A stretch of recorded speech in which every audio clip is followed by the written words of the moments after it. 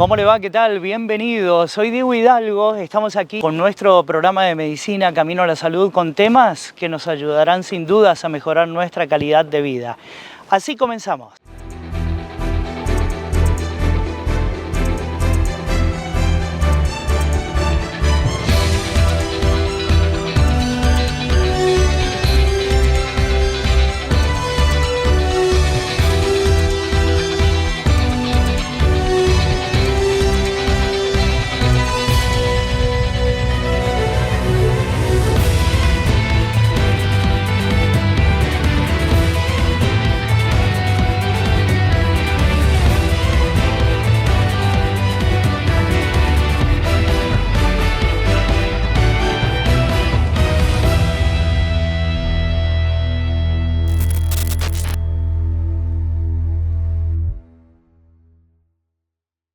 El doctor Ignacio López Lima es médico cardiólogo universitario especializado en imágenes cardiológicas.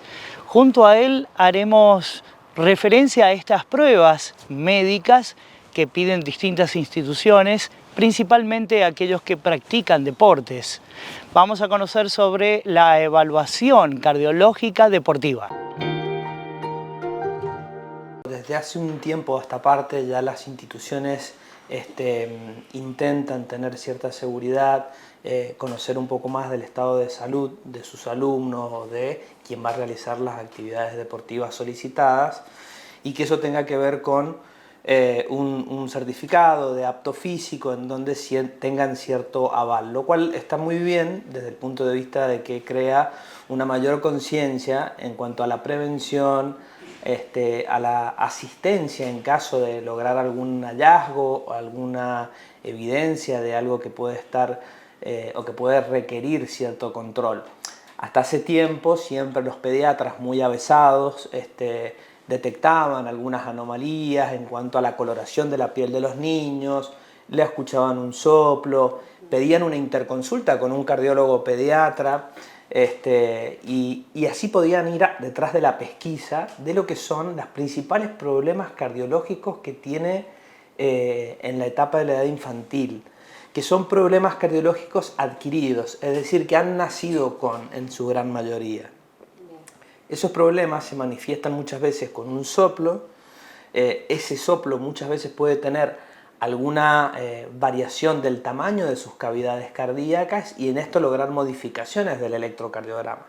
Entonces el electrocardiograma es una práctica que luego del examen físico que fue realizado por diferentes profesionales, hablamos del pediatra, hablamos del cardiólogo pediatra, hablamos de cualquier otro especialista que esté en ese área, en la etapa infantil, en la parte más de su preadolescencia puede intervenir algún cardiólogo de adulto, algún médico clínico de adulto, algún médico de confianza de la familia, y ahí generar algunos estudios propicios, como son el electrocardiograma. El electrocardiograma es un estudio, una práctica complementaria que brinda información de la actividad eléctrica.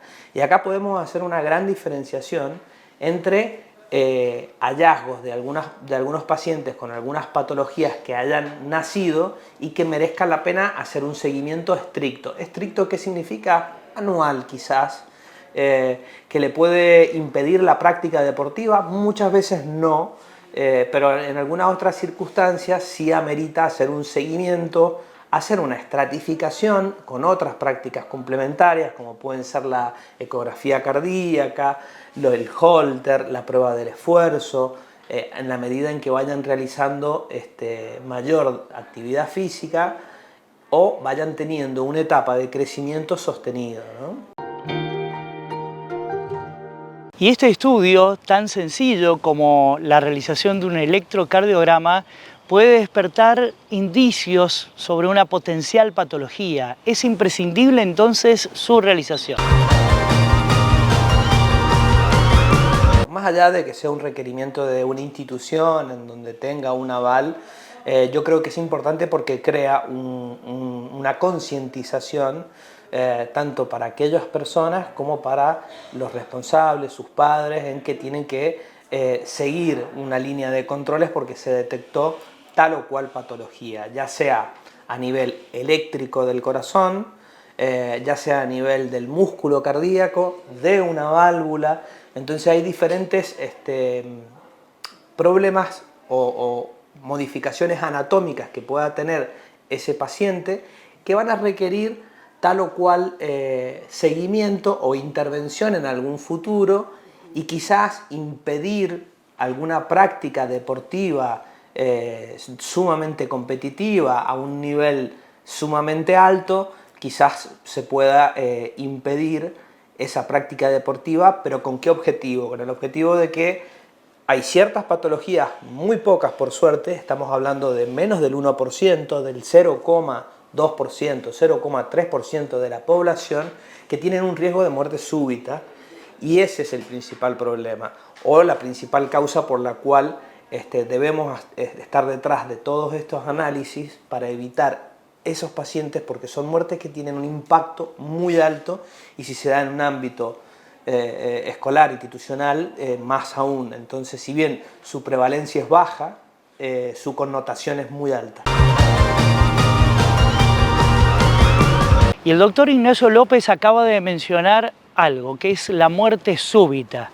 Es imprescindible conocer qué es la muerte súbita y si despierta algún tipo de indicio o señal que nos haga prevenirla.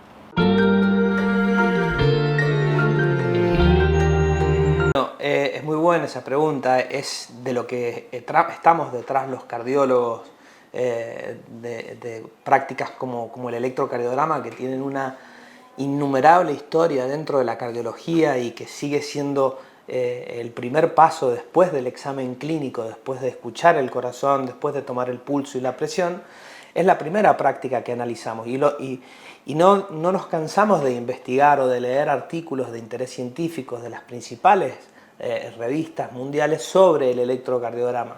¿Por qué? Porque hay pacientes que tienen un corazón que es estructuralmente normal, pero que tienen riesgo de muerte súbita, como es una entidad propia definida hace muy pocos años, menos de 20 años, que es el síndrome de Brugada, que son pacientes que tienen una mayor tendencia a la muerte súbita. Brugada es un médico español, catalán, de Barcelona, que descubrió ciertos patrones de electrocardiograma que tienen en determinadas circunstancias, sin pródromos, sin otra alteración del corazón, es un corazón que es normal, pero que desencadena una muerte súbita. Entonces, si bien esto es poco frecuente, es importante en el electro porque se puede ya determinar, se hace una prueba, se diagnostica, si esa prueba da una determinada arritmia, se da una medicación específica o se coloca un dispositivo para prevenir las arritmias, para controlarlas. Esto es para salvarle la vida al paciente en caso de que tenga una arritmia irreversible que lo lleva a la muerte súbita, porque cuando hablamos de muerte súbita, lo que estamos hablando que antecede es una arritmia ventricular completa. Y es lo que estos aparatos que se llaman cardiodesfibriladores hacen un choque eléctrico que es como resetear y volver a reiniciar y permiten evitar la muerte súbita. Evitar una muerte súbita en un paciente joven tiene una connotación enorme. Por eso es la importancia de la detección precoz de estos estudios. Y quizás algunas instituciones en el medio le restan cierta importancia a estos estudios al considerar que los chicos no podrían o no son susceptibles a padecer una patología cardiológica. ¿Esto es un mito? ¿Es una realidad? Vamos a conocer qué nos dice el profesional.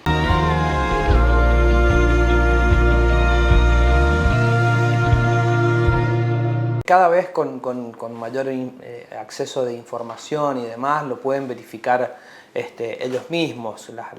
Los problemas de las cardiopatías adquiridas, las cardiopatías congénitas, que tienen una tasa de prevalencia en la población, está bastante establecida.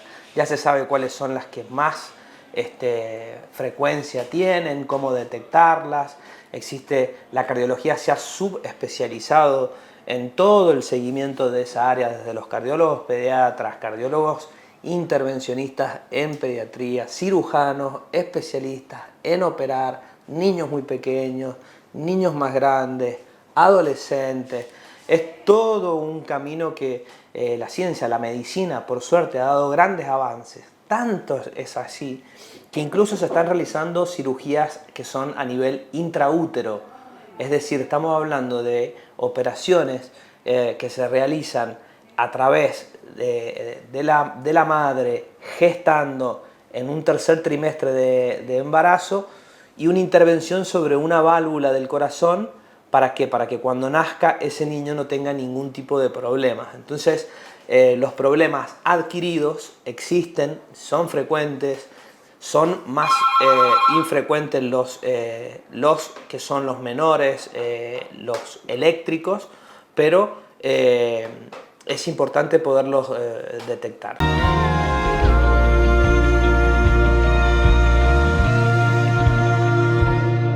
Vamos a hacer la primera pausa en nuestro programa. Como siempre, agradecerle a la firma Scorpio SRL que me viste, también a mis amigos de la óptica Neovisión por los anteojos recetados.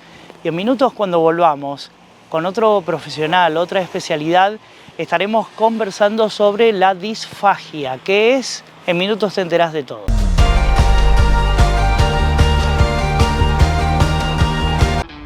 Vacunate en tu plaza. San Juan incorporó el primer vacunatorio móvil solar de la provincia. El vacunatorio móvil estará del 28 al 31 de julio en la Plaza Almirante Brown, del 14 de julio al 1 de agosto en el Parque General Belgrano y del 4 al 8 de agosto en la Plaza Santa María de Oro, de lunes a viernes de 9 a 12 y de 15 a 18 horas. Vacunate en tu plaza. Ministerio de Salud, San Juan Gobierno. Farmacia Zárate. Atención personalizada con farmacéuticos. Envíos a domicilio sin cargo. Alquiler y venta de productos de ortopedia y para internación. Farmacia Zárate. Farmacia de confianza. En calle Rivadavia, al lado del CIMAC. Estas vacaciones de invierno, las plazas de la ciudad se llenan de vida, con shows, talleres y actividades para toda la familia. Informate, participa, viví unas vacaciones con mucho movimiento. En Centro Cultural Estación San Martín, en la Plaza Ejército Argentino, Plaza Almirante Brown y en la Plaza Evita, tendremos muchas actividades durante todo julio. Informate, consulta el calendario de actividades en la web y en las redes del municipio. En estas vacaciones, la plaza es como tu casa. Vení a vivir la ciudad de San Juan, la capital de todos.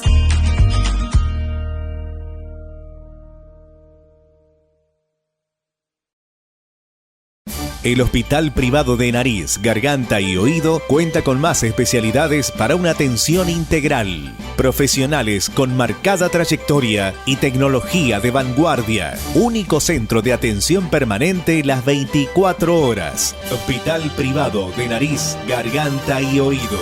Junto a los sanjuaninos. En Rehabilitar San Juan le mejoramos la calidad de vida a los sanjuaninos. Medicina laboral pre- y posocupacional, rehabilitación integral, neurología y fisioquinésica con última tecnología, servicio de internación con profesionales calificados en cada área, convenio con obras sociales. Rehabilitar San Juan, responsabilidad y calidad.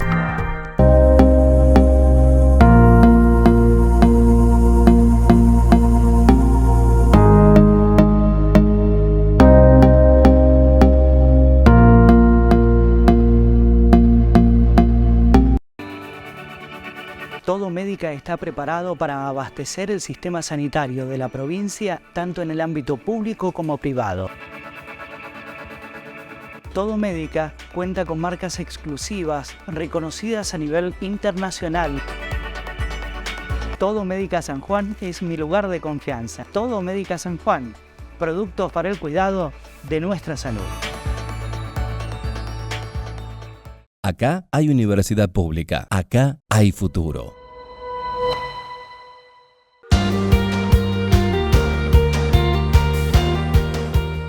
El doctor Arturo Arabel es médico otorrino-laringólogo, trabaja para el Hospital Privado de Nariz, Garganta y Oídos y el tema elegido para el día de hoy es la disfagia, un anticipo, una imposibilidad de tragar, dificultades para hacerlo.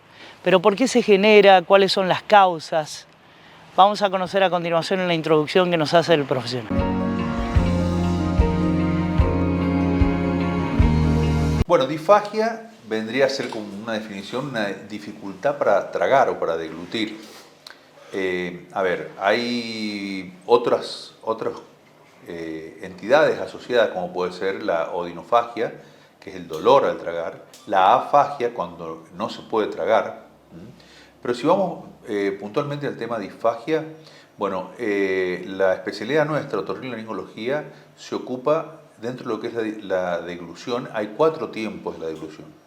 En 3 tiempos de la deglución participa la otorrinolaringología, porque se dan, bueno, en la parte de la boca, de la lengua, participa toda esta parte de la laringe y la hipofaringe. ¿Qué causas puede haber? Bueno, hay diversas causas.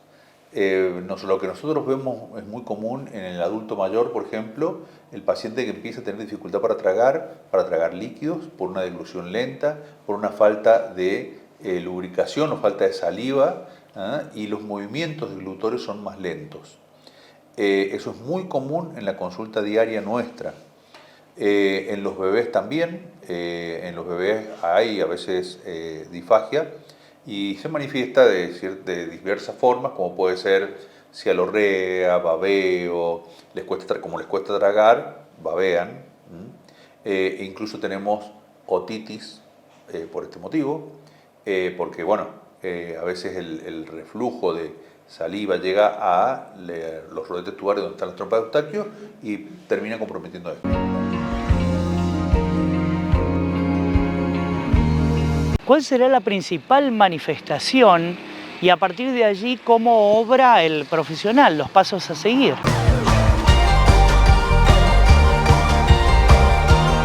Tiene diversas manifestaciones, pero bueno, cuando uno puede hablar con el paciente y preguntarle qué es lo que siente, el paciente dice, tengo dificultad para tragar. ¿Qué puede ser dificultad para tragar? Sólidos o líquidos, que es distinto. Y ahí empieza nuestra parte clínica para ver qué es lo que puede estar pasando con este paciente y empezar a estudiarlo.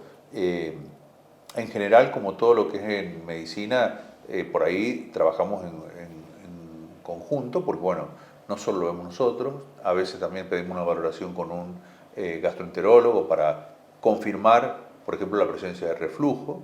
Muchas veces con los estudios nuestros alcanza, como puede ser la rinofibrovideolaringoscopía, donde vemos, es un estudio endoscópico, donde se introduce una fibra óptica por nariz y llegamos hasta la parte de la hipofaringe y la laringe, y donde vemos signos de reflujo, que hay edema y congestión de la mucosa, y que eso ocasiona que todo el sistema funcione mal porque está inflamado.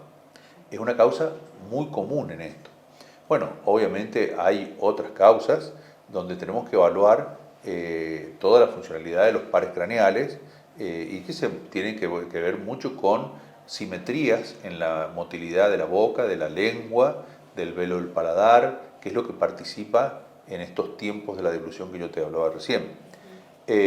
También solicitamos estudios de videodeglución para ver estudiar concretamente los tiempos de la deglución, y trabajamos conjuntamente con fonoaudiólogas, que son las que trabajan normalmente con nosotros, y son fonoaudiólogas que se especializan en alteraciones en la deglución.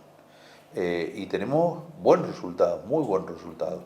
Pero también hay diversas patologías que pueden llevar a que el paciente tenga este síntoma, ¿no? Disfagia. Doctor, ¿y tendrá algo que ver aquí en la disfagia el grosor o la consistencia de alguno de los alimentos, inclusive bebidas? Pongamos el ejemplo de bebidas muy calientes. Vamos a escuchar lo que nos dice.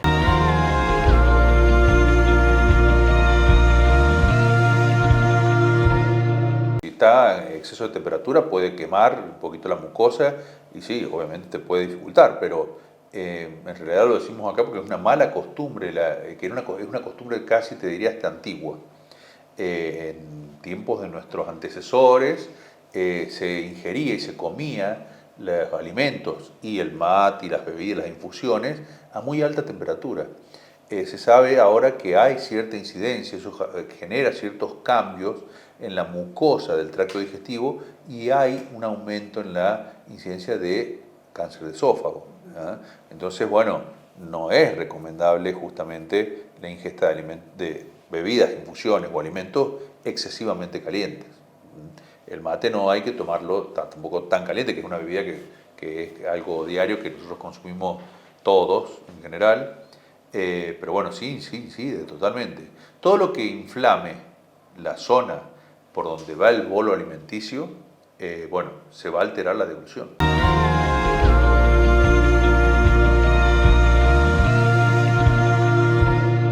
Y recién mencionamos sobre las manifestaciones, las principales y cómo obra el profesional. Pero, ¿qué decirte de los síntomas, lo que genera la disfagia y además si existe algún tratamiento?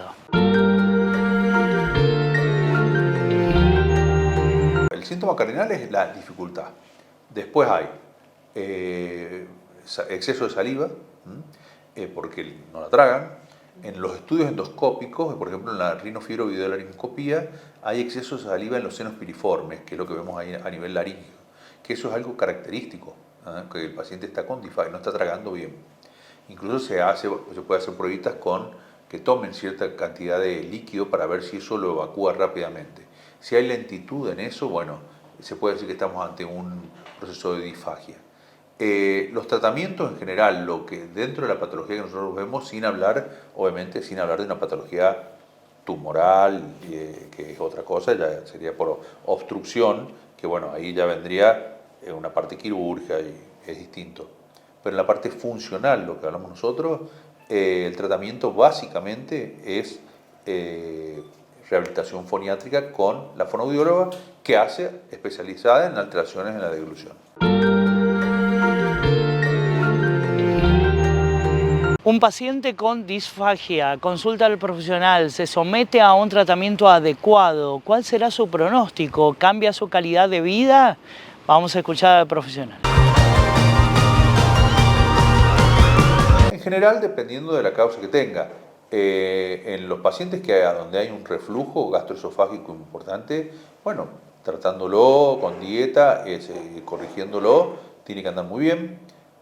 Muchos de los pacientes con la foniatra tienen muy buena respuesta al tratamiento, pero bueno, en el adulto mayor también ayuda un montón. Pero hay patologías, por ejemplo, que nos pasa, que por ahí nos caen en la consulta, te lo comento como pacientes con Parkinson. El Parkinson no es una entidad nuestra, es una enfermedad que no vemos nosotros normalmente, pero bueno, por interconsulta vienen porque tienen disfagia, tienen dificultad para tragar, y es algo muy común en el paciente con Parkinson. Bueno, ahí ya hay que ver, obviamente, el tratamiento de su Parkinson más la rehabilitación foniátrica.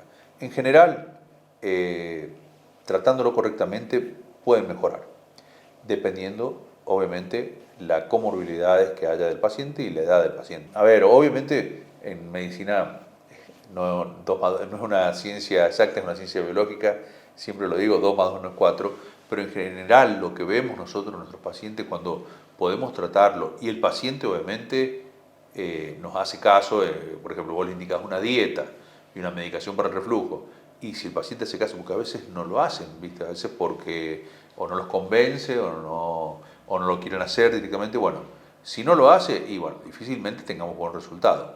Pero en general, cuando el paciente es un buen paciente, cumple con el tratamiento, cumple con la rehabilitación con foniatría, y bueno, en general anda muy bien. Hay algunas cirugías que hacemos también, por ejemplo, cuando hay una parálisis del nervio, yo te dije que hay que estudiar varios paros craneales, y bueno, en algunos pacientes tenemos parálisis de cuerdas vocales, que dependiendo si es en abducción o en abducción es cuando es abierta la cuerda vocal se paraliza abierta. Bueno, ahí hay ahogos importantes porque se filtran pequeñas partículas alimenticias o líquidos al tracto respiratorio. Bueno, lo que se puede hacer a veces es rehabilitación foniátrica para que compense esto y logre tener un cierre glótico, o a veces se hace una cirugía para mandar la cuerda vocal a la línea media y que tenga cierre glótico, para que no se broncoaspire.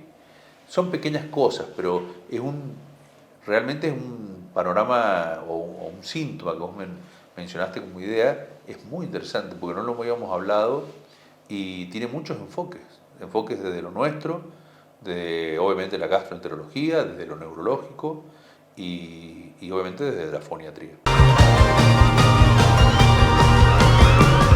Momento oportuno para hacer una nueva pausa en nuestro programa. Al regreso estaremos conversando con un especialista sobre el desprendimiento de retina. ¿Es una urgencia? En minutos te enterás.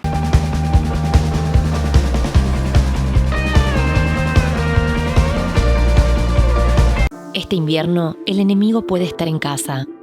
Prevení las intoxicaciones por monóxido de carbono. Es un gas altamente tóxico que se propaga con rapidez. No tiene olor, color, sabor y no irrita las mucosas. Su inhalación puede ser mortal. Salvar tu vida y la de tu familia empieza por vos.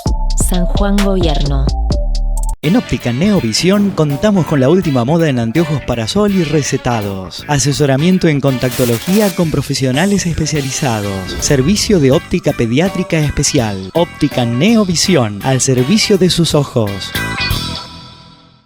Todos los medicamentos, productos de perfumería y regalos los encuentra en Farmacia Curí. Hacemos envíos a domicilio a los teléfonos 421 45 46 y al 427 2210. Con la atención y rapidez que nos caracteriza. Farmacia Curí, en calle Entre Ríos, frente al Banco San Juan.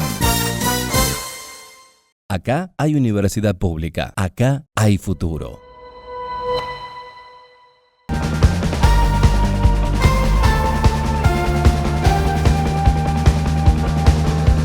El doctor Gustavo Mosficone es médico ginecólogo, trabaja para el hospital Dr. Guillermo Rawson y el tema elegido en esta oportunidad es la endometriosis para hablar en profundidad con el tema.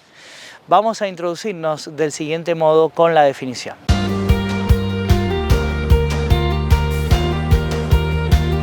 La endometriosis es una enfermedad en primera instancia crónica.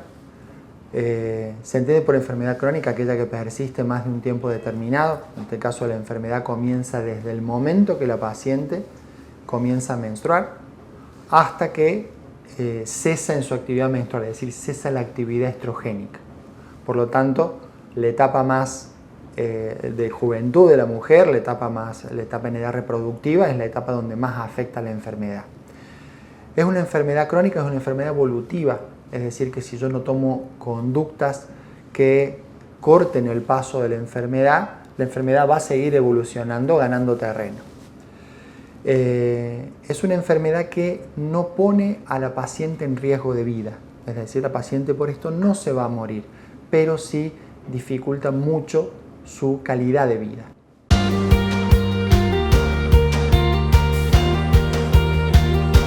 Doctor, y si hablamos de los principales síntomas, manifestaciones.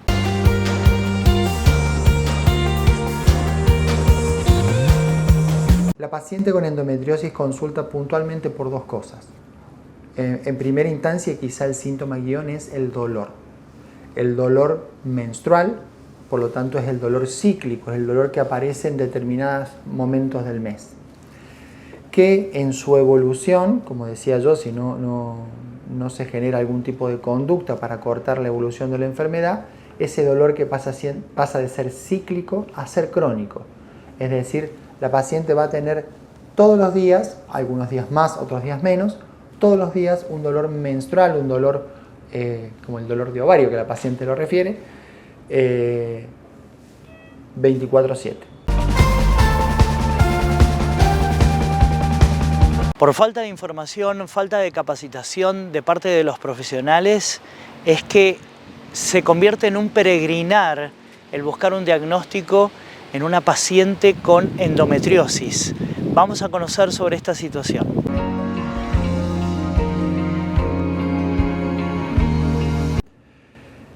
Esta enfermedad, al ser quizá poco conocida, ha llevado a una estadística muy lamentable, que la paciente debe sufrir la enfermedad 7 años hasta poder juntarse con un especialista que entienda la enfermedad, den el clavo y comience su tratamiento.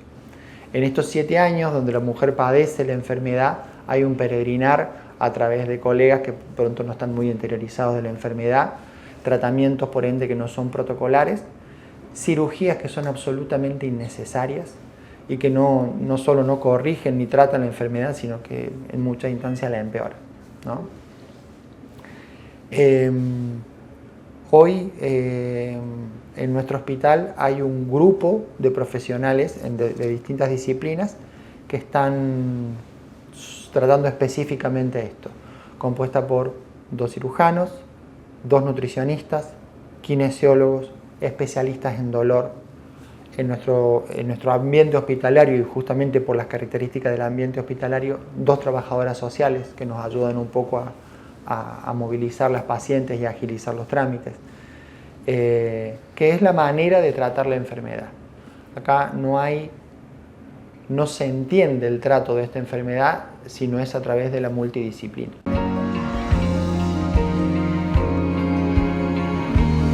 Escuchamos sobre los síntomas, el dolor, y aquí los mitos, los prejuicios, hablar en una adolescente con dolor durante, por ejemplo, la menstruación, es decirle a esa mujer, a esa niña, es un dolor, pasará, mujer es sinónimo de dolor.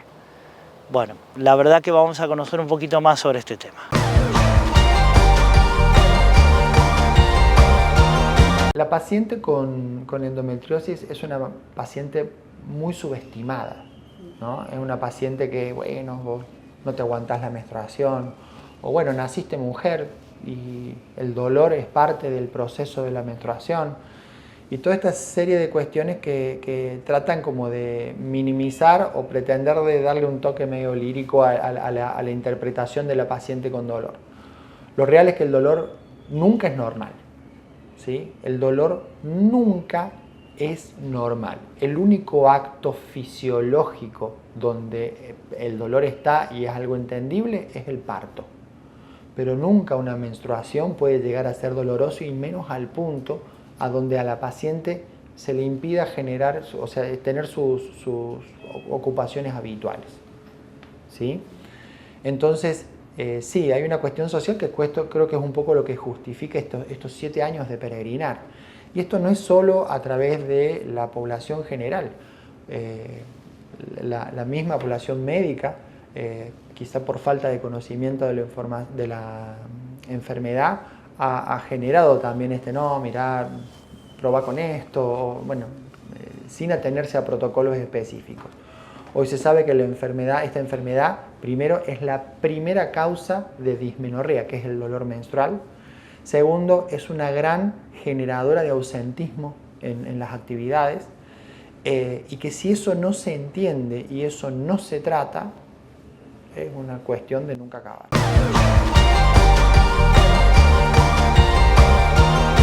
Doctor Moficone, ¿hay un tratamiento posible para la endometriosis?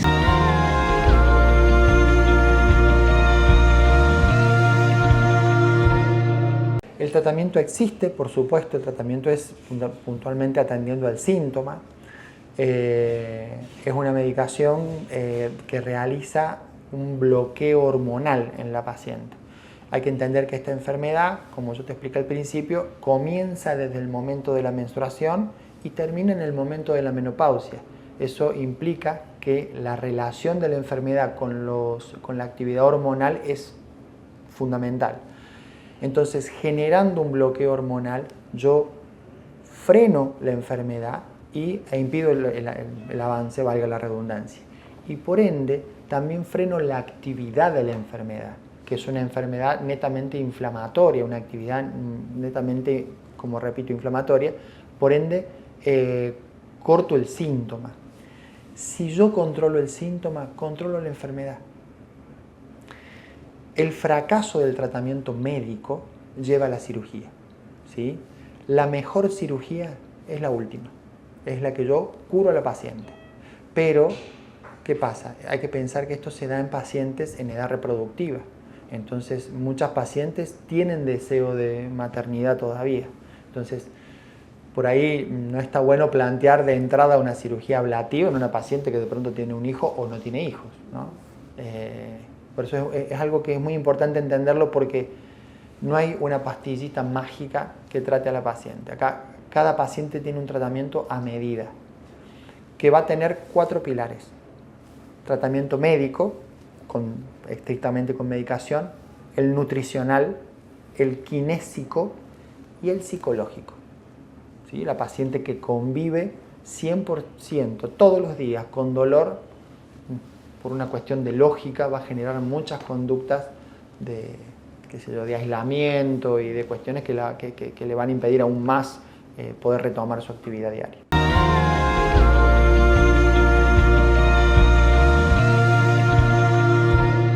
El caso de una mujer con endometriosis, quiere ser mamá, presenta dolores, hay ausencia de deseo sexual, ¿cómo se la aborda a esa paciente?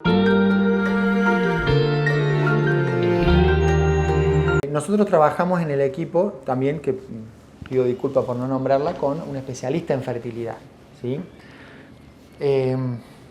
Para no explayarnos mucho, para que vos me entiendas, al ser una enfermedad inflamatoria, la resolución de esa inflamación que va haciendo la misma enfermedad genera como una especie de cicatrización.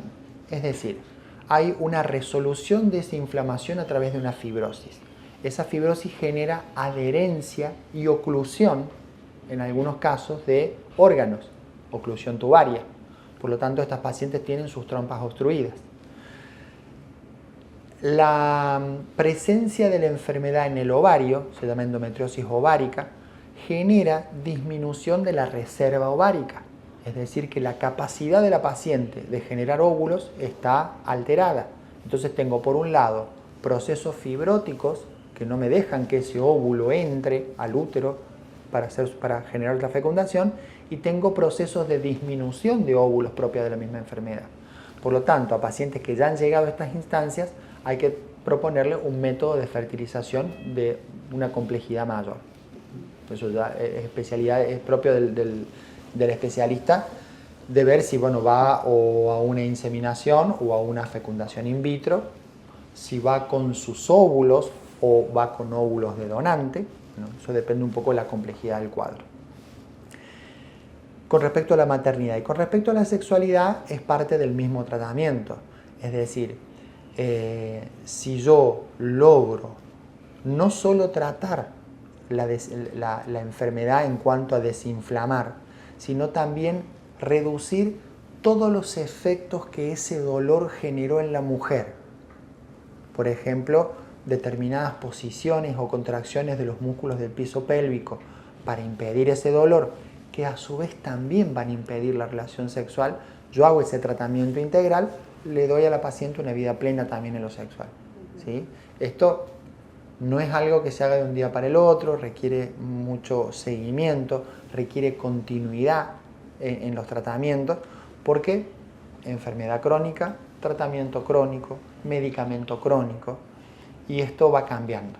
Y la paciente de pronto se siente bien, y la paciente de pronto no se siente tan bien, entonces hay que rearmar toda esta cuestión y acomodarla a la necesidad de ella al momento. Y este es un mensaje dirigido a los papás, a prestar atención al comportamiento de las niñas. Las primeras menstruaciones, ¿pueden manifestar una endometriosis? Esa es la consulta que le hacemos al profesional. Absolutamente. Ahora, a partir del mes de la endometriosis y a partir de la promulgación de la ley, aprovecho para contarlo, se ha generado un movimiento a nivel de salud pública para, profundizar la formación de los médicos que van a detectar la enfermedad en estas pacientes que vos me mencionas. Desde el médico de familia, el pediatra, el especialista ginecólogo, pero que hace infanto-juvenil. Entonces, esto es fundamental para tratar de acortar estos plazos de agonía de la paciente hasta que se encuentre con el especialista. No significa necesariamente que va a ser el médico que la va a tratar, pero sí es importante que ese médico tenga la capacidad de ver esas luces de alerta para saber derivar. Yo creo que lo fundamental para transmitir y que una mamá tenga presente que su hija puede llegar a tener endometriosis es esto.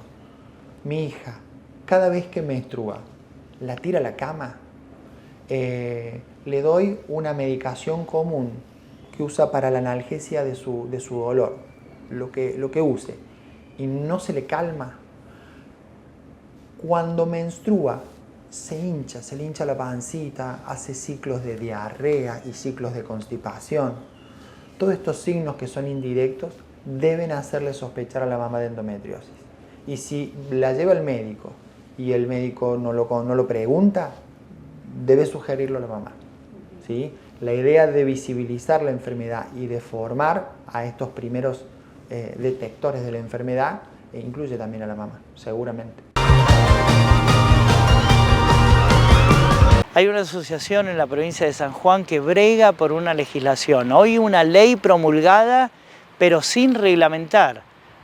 ¿Qué significa eso? Que no se está aplicando. Destacar el trabajo conjunto entre los profesionales y esta asociación.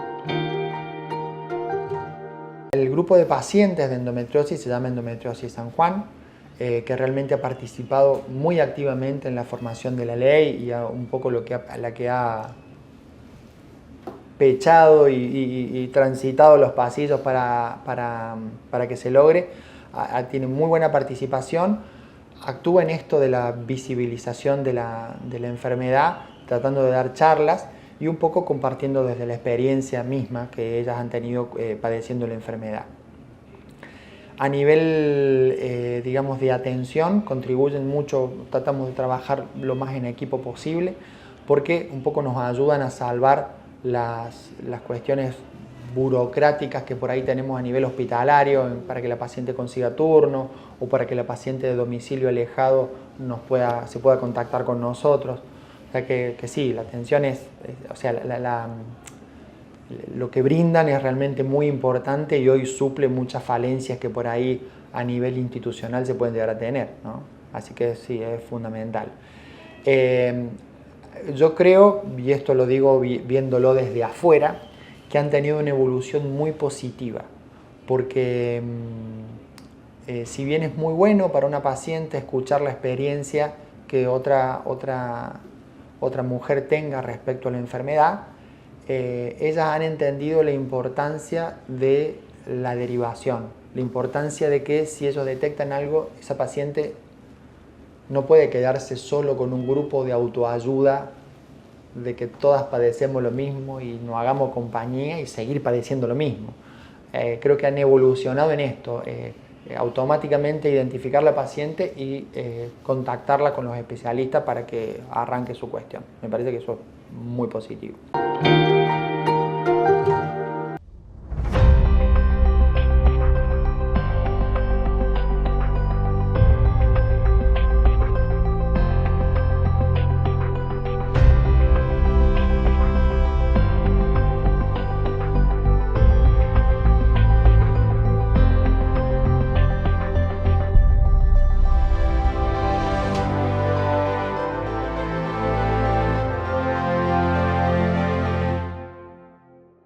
Dr. Daniel Matar, neumonólogo, especializado en trastornos del sueño. Turnos al teléfono 422-7656 y al 154-12-5242. ¿Necesitas recuperar energía, vitalidad, concentración, memoria, mejorar tu rendimiento sexual y físico? Ahora en San Juan hay un tratamiento médico innovador, efectivo y rápido. Pellets de testosterona, con resultados garantizados. Turnos al teléfono 264 50 57 862. Dr. Ignacio López Lima, cardiólogo universitario, especialista en ecocardiología y tomografía de corazón, diagnóstico. Dr. Rubén Balmaceda, especialista en coloproctología, lugar de atención Clínica La Pau, Sanatorio Argentino. WhatsApp para turnos 2645 037724. Doctor Julio Ríos, cardiólogo clínico. Lo encuentra en el Instituto de Alergia, Asma e Inmunología, calle Mendoza, 830 Sur. Teléfono para turnos 421-3812. Centro de Miopía y Astigmatismo del Dr. Juan Rocco. Atención de las enfermedades de la visión. Tratamiento de la presbicia con gotas. Turnos al teléfono 422-6071. Jujuy 167 Sur, planta baja, Ciudad. Servicio de Urología y Reproducción de los doctores Miguel Sojo y Mauricio Sojo, especialistas en andrología para el diagnóstico y tratamiento de las enfermedades relacionadas con la reproducción y sexualidad masculina. Encuéntrelos en CIMAC, en calle Rivadavia, frente a Plaza Aberastain, teléfono 429-3100. Doctor Fabio Alberto Pastrán, médico flebólogo. Atiende en el Centro de Flebología, calle Güemes 66 Norte. Teléfono para turnos 421-3773. Corradi Odontología. Odontólogo Edgardo Corradi. Te ofrecemos un plan diferencial para generar prótesis e implantes. Blanqueamiento dental con láser. Planes con tarjeta de crédito y promociones con billetera virtual. Descuentos si traes un amigo. Consultanos para ajustar el tratamiento a tu medida. Turnos al WhatsApp 2644 89 6449. Corradi Odontología. Sonríe sanamente. Acá hay universidad pública. Acá hay futuro. En Rehabilitar San Juan le mejoramos la calidad de vida a los sanjuaninos. Medicina laboral pre- y posocupacional, rehabilitación integral, neurología y fisioquinésica con última tecnología, servicio de internación con profesionales calificados en cada área, convenio con obras sociales. Rehabilitar San Juan, responsabilidad y calidad. En toda la ciudad estamos podando el arbolado público. Y cuando decimos toda la ciudad, es toda la ciudad. Eso incluye tu calle. No pongas en riesgo tu vida, tu seguridad y la vida saludable del árbol frente a tu casa. Déjanos hacerlo nosotros, con profesionales municipales y especialistas contratados para esta acción. Seguimos un plan, el que difundimos en nuestras redes y página web. Infórmate y ayúdanos a cuidar el arbolado público. Es época de poda y estamos podando en la ciudad de San Juan. No debes pagar nada. Ya lo hiciste con tus servicios. Somos la ciudad de San Juan. Susana Laciar, una vecina intendente. El Hospital Privado de Nariz, Garganta y Oído cuenta con más especialidades para una atención integral. Profesionales con marcada trayectoria y tecnología de vanguardia. Único centro de atención permanente las 24 horas. Hospital Privado de Nariz, Garganta y Oído. Junto a los sanjuaninos.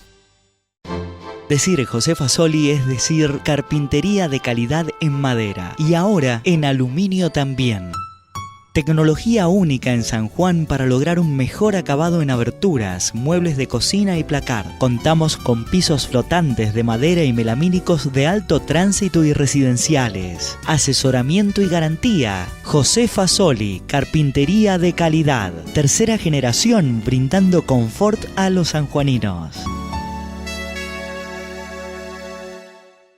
Las aberturas de aluminio, de madera, muebles de cocina y placar del futuro complejo Catamarán son de José Fasoli, carpintería de calidad.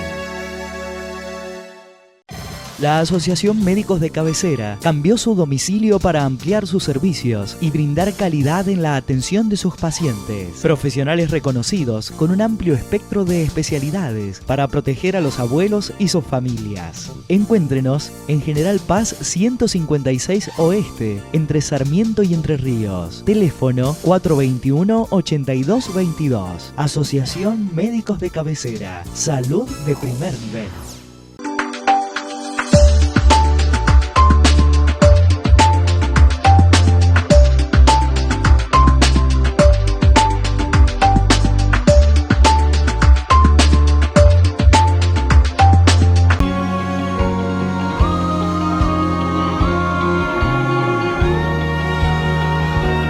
El doctor Juan Carlos Rocco es médico oftalmólogo y junto a él conversaremos sobre el desprendimiento de retina, por qué puede generarse y además representa una urgencia médica. Vamos a conocer primero cuál es el funcionamiento de la retina en el ojo.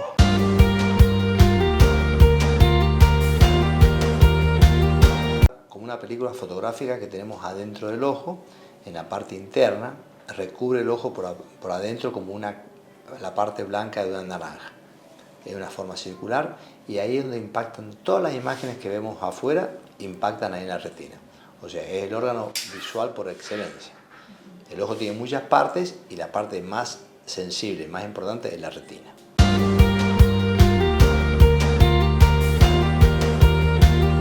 Y ahora sí te propongo que conozcamos qué sucede cuando se desprende la retina.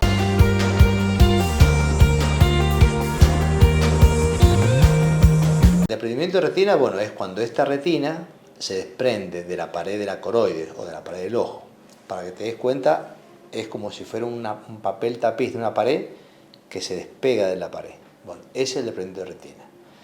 Es una situación bastante grave y urgente, hay que tratar de solucionarlo lo más rápido posible para que el paciente no le queden secuelas graves.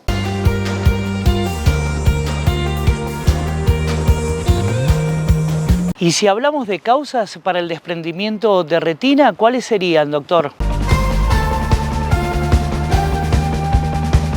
En un principio las causas son varias, la más común es una alta miopía.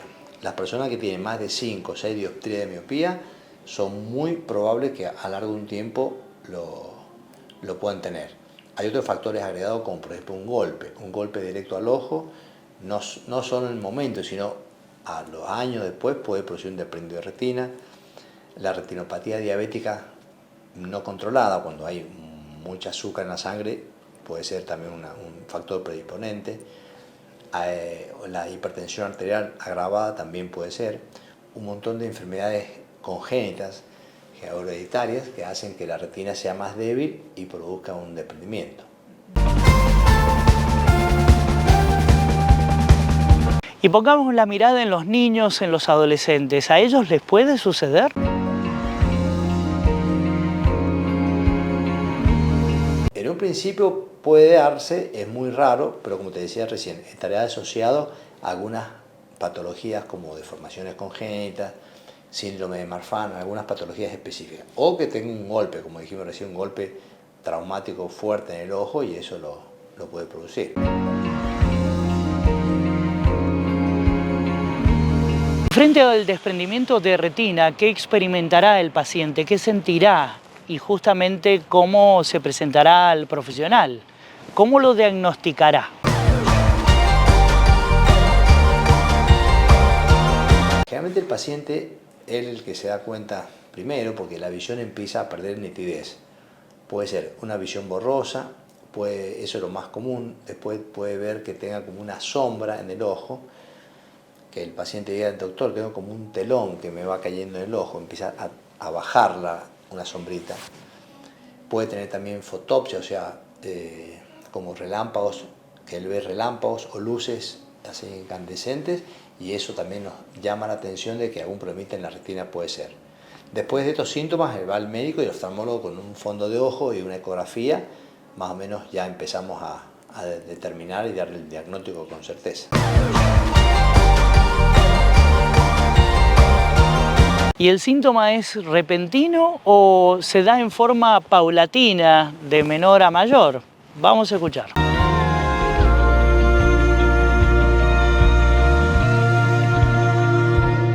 Lo más común es que de golpe, porque eso es algo de momento, empieza ahí y hay veces que no tiene estos síntomas, hay veces que ve mal, ve borroso, entonces uno en la consulta médica uno empieza a detectar, pero lo más común es eso, empieza a ver como una sombra, un flash o una luz intermitente y eso nos da más atención que puede ser un desprendimiento.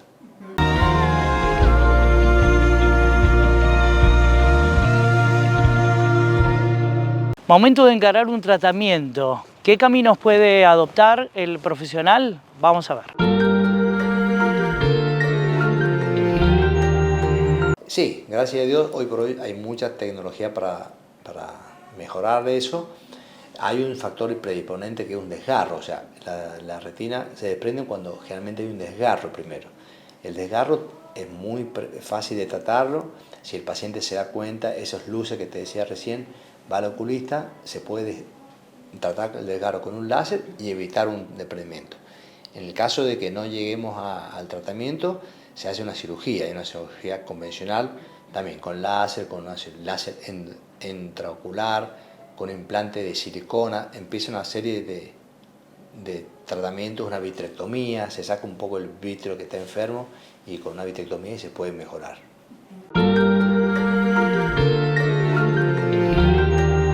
¿Duele un desprendimiento de retina, doctor?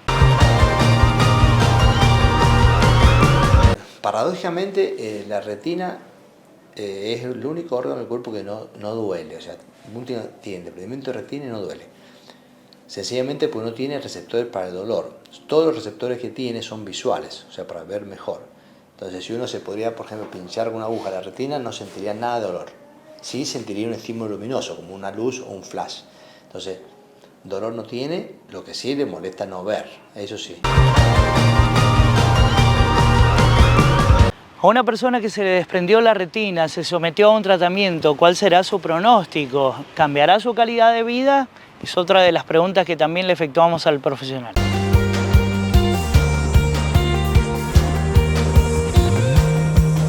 Depende del origen que haya tenido, la calidad de vida no puede sufrir mucho.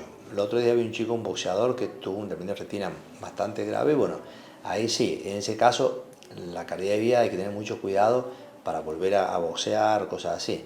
Pero las personas que tienen diabetes, hipertensión arterial y se desprende la retina, una vez tratado el desprendimiento, no tienen ningún otro problema. Pero siempre con cuidado y con el médico oftalmólogo siguiéndolo de cerca.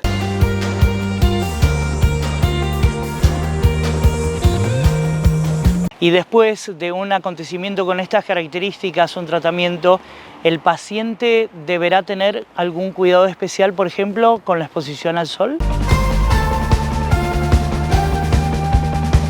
No, el sol, ni nadar, nada de eso, no. Lo más perjudicial, como te digo, son golpes directos, fuertes, golpes que tienen el ojo y, como te digo, la predisposición genética, pacientes con alta miopía de 5, 6, 7 dioptrías, y diabetes no controlada y presión arterial no controlada.